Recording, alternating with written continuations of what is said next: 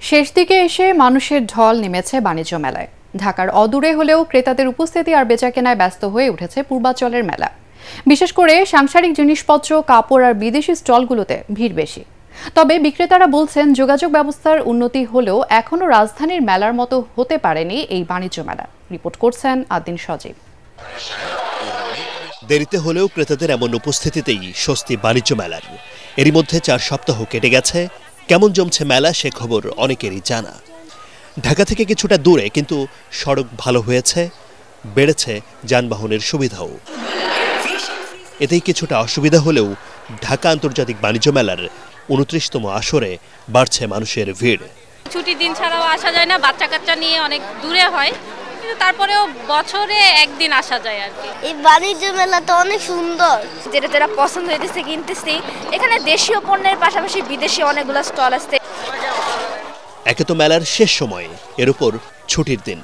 একদিকে ঢাকাবাসী, অন্য পথে নারায়ণগঞ্জ সহ আশপাশের এলাকার মানুষের আগ্রহ বেশি সংসারের নানান জিনিসপত্রের স্টলে। এছাড়াও কাপড়, খাবার আর বিদেশি স্টলগুলোতে উপস্থিতি বেশি। কোকারিজগুলো আমাদের জন্য ভালো লাগছে, স্বাচ্ছন্দ্য বোধ করছি আমি কিনে। ফার্নিচার কেনার জন্য আসছিলাম, দেখলাম ভালো লাগছে, যাওয়ার শেষে নিয়ে যাব। ফ্রাই প্যান কিনছি, রাইস কুকার কিনবো, মানে অর্ডার দিয়ে আসলাম, নিয়ে যাব যাওয়ার পথে। বাণিজ্য মেলার শেষ বেলায় কিছুটা অফার দিয়ে ক্রেতাদের টানার চেষ্টা বরাবরের মতোই চোখে পড়ছে। তবে ঢাকার তুলনায় পূর্বাচলে পণ্য বিক্রির হার নিয়ে এখনো অসন্তোষ বিক্রেতাদের। আমাদের ঢাকাতে প্রচুর পরিমাণে সেল ছিল, যেটা এখানে নাই। ওখানে যদি এক মাসে 1 লক্ষ টাকা সেল করে থাকি, পূর্বাচল মেলা হওয়াতে আমার আমি 10% করতে পারছি। ওই আবহাওয়া বলতে পারেন, এবং রাজনৈতিক প্রেক্ষাপটও আছে, কিছু কাস্টমারের আনাগোনা আছে, কিন্তু বেচা বিক্রি কম। গতবারের চাইতে ভালো আমরা রেসপন্স পেয়েছি। এবারের আসরে 7টি দেশের মোট 11টি প্রতিষ্ঠান অংশ নিয়েছে।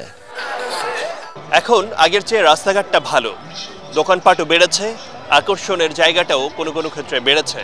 তারপরেও সাধারণ যারা দর্শনার্থী বা ক্রেতারা আছেন তারা মনে করছেন, যদি সুযোগ সুবিধা আরও বাড়ানো যায় তাহলে অনেকটা ঢাকা বাণিজ্য মেলার মতো হতে পারে এই বাণিজ্য মেলা।